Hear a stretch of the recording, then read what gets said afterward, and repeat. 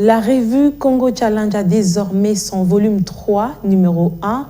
Le contenu de ce document qui contient 4 articles a été dévoilé à la presse par l'équipe rédactionnelle. Mais va encore subir de la matière servie sur la table de la connaissance, Congo Challenge remet le plat avec sa revue. Le volume 3, numéro 1, vient de paraître pour donner encore plus de la lumière sur la sphère scientifique et spécifiquement dans le monde économique. Le numéro 1, publié en août 2021, est un assemblage de 4 articles retenus sur les 8 qui ont été soumis. Face à la presse, l'équipe rédactionnelle ainsi que le DG de Congo Challenge ont donné l'économie de ces écrits qui vont sans doute éclairer les uns les autres sur l'évolution de certains domaines dans le pays.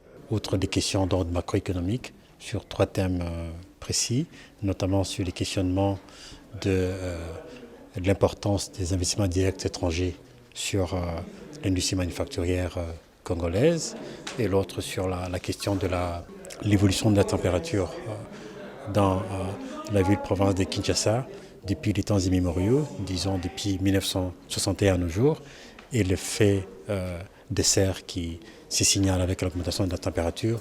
L'année 2018 aura été l'année la plus chaude depuis l'indépendance.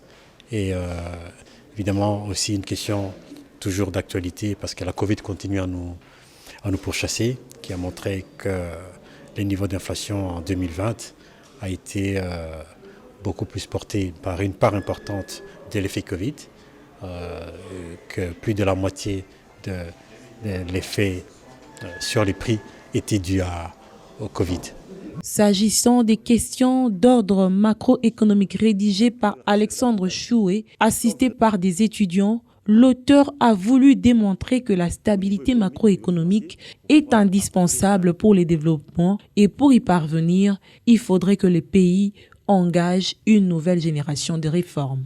Il faudrait donc que les autorités de la RDC, le gouvernement ainsi que la Banque centrale puissent voir comment mettre en place une nouvelle génération de réformes pour permettre au secteur financier de jouer pleinement son rôle de relais à la croissance économique. Mais cela suppose donc une certaine innovation dans la façon de faire, mais aussi cette sécurité. Parce que si la stabilité macroéconomique n'est pas durable, les opérateurs économiques ne seront pas confiants, surtout les opérateurs financiers. Et ils auront du mal donc à s'engager pleinement et donc le taux de réemploi des institutions financières sera toujours faible en RDC. La revue est disponible au siège du Congo Challenge, dans les bibliothèques partenaires et en ligne. Le think tank Congo Challenge est une plateforme initiée par le professeur Matata Pogno afin de mettre à la disposition des décideurs, des chercheurs, des investisseurs et autres des données nécessaires susceptibles de mener à bon port leur démarche.